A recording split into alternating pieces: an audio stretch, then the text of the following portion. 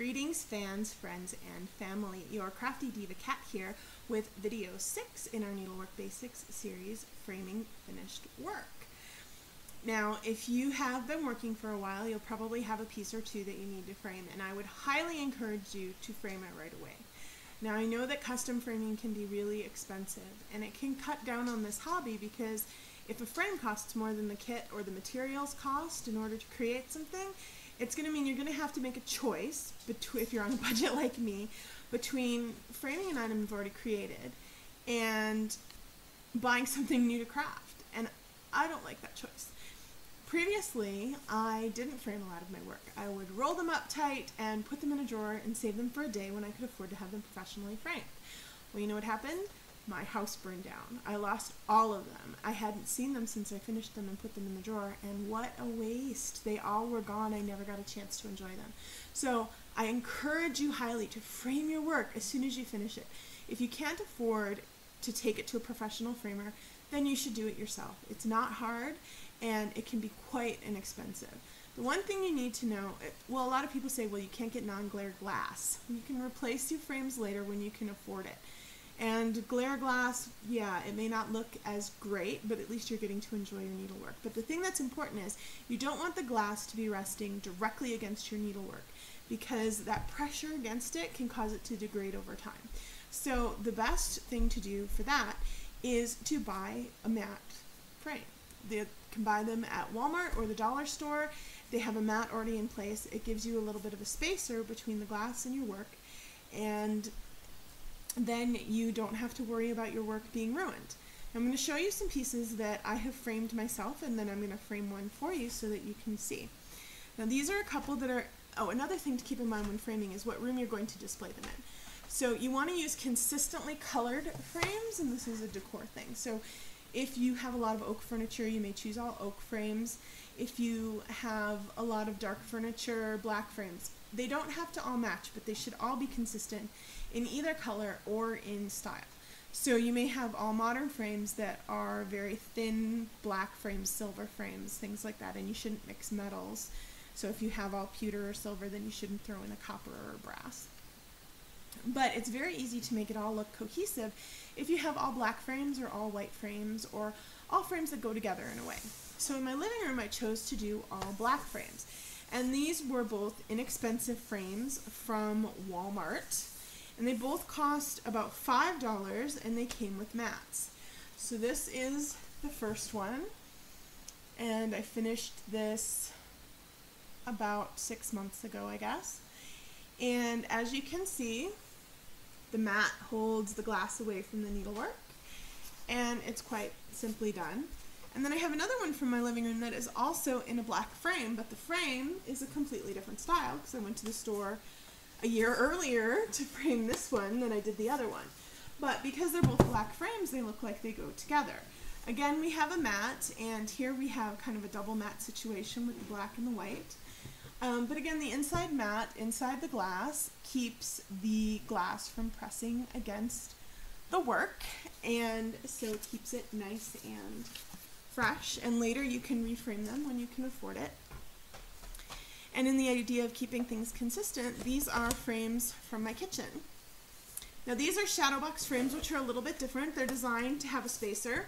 So this doesn't have a mat for this one, but it's designed to have a spacer between the glass and the item within. So there's about a ½ inch of space. And this is a Debbie Mum Kit piece from my kitchen with a white frame. And this one is also a shadow box frame, although it still has the mat in it with a stamped instead of counter cross stitch on this one. And again, consistent. It's a white frame. They go together in my kitchen, which has all white cabinetry. And so all the things in there are framed in white to match, unlike in the living room where everything is in black. So a piece I've been working on recently is for our foyer, and I chose to buy silver frames because we have all white and silver coat hooks and racks and things in there. And these frames were from the dollar store, which is also where the white frames come from. They were extremely inexpensive, as you can see right there at the Dollarama. And these again have a mat inside, a nice white mat that's going to hold the glass away from your work a little bit. So all you really need is a roll of masking tape, some scissors in case you have some excess fabric, and the frame. If you've never framed anything before, not a picture or whatever, it's quite easy to take the back off. They'll have either little tabs that you can turn or ones you can lift with a screwdriver or a pair of scissors. I'm using my scissors here to lift them all up. And then because it's a cheap frame, you're not going to have anything fancy, and just discard the paper inside. You're just going to have this piece to work with. Now if you look at the back, you can see where the hanging tab is. So you're going to want to move that to the center or take it off altogether and put it back on if you can, which I'm going to do with this one, after you get your work onto here. So you're going to place your work directly on top, and sometimes you're not going to have a lot of excess canvas to work with, especially if you are working from a kit like this one is. So you're going to have not very much space to get it around, but that's okay because we're working with a matted frame, and so the edges aren't going to show. So once you get it centered onto there, which you can figure out just by pulling the edges and folding them back and taking a look and seeing when you have it centered, hold it in place and put it face down on your working surface.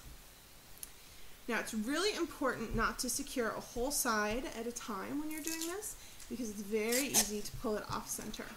So what you're going to do is secure the center point on one side. And like I said, I don't have much leeway with this one, so it's okay if your tape overlaps a little bit onto the front of the canvas if you're using a matted frame.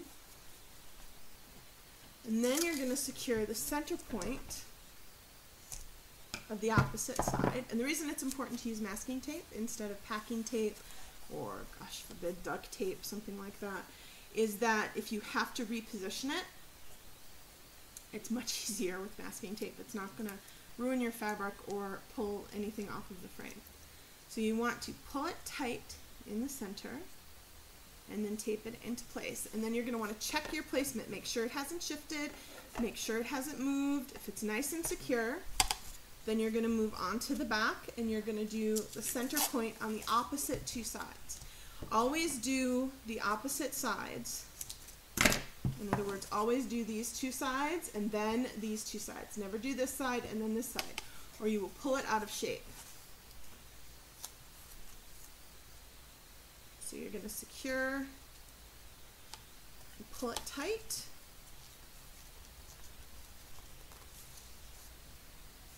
Turn it around, secure, and pull it tight. And then one more time, oops, that one came off a little bit. You have to make sure you're pulling it quite tight so that you get a nice smooth look when it's in the frame. Then you're going to check for placement one more time and make sure that nothing is off center or looking hinky or anything like that. If everything is good to go, flip it back over to this side and go all the way around. Now you can use longer pieces of tape. But once again, you're going to secure opposite areas and not go in a circle. You're going to go across from each other. So you can do this side, pull it tight, tape it around the back, and then you're going to go right across from it over here, because like I said, it's still going to happen this way. If you do it the wrong way, you'll end up with a very unsatisfying result doing this yourself. Just push the tape into the fabric, pull it really tight, and wrap it right around. When you've secured the whole back, all you have to do, and this isn't done yet so it's not going to look perfect, is pop it back into the frame and you have your finished framed piece of work ready to hang and enjoy. And in time, if you have more money and you're able to, you can take it back into a professional framer and have them redo it. But this is a great way to enjoy your work as you go and not feel like you have to hide things, and really, get your work out there and show your friends and family what you've been working on. Stay tuned for the next video in this series, where we'll be going over cross stitches and back stitches, how to actually get started working on some work. And for more tips, tricks, and lessons on needlework and other crafts, check out Crafty Diva Cat on Facebook and Twitter. As always, thanks for watching and happy crafting.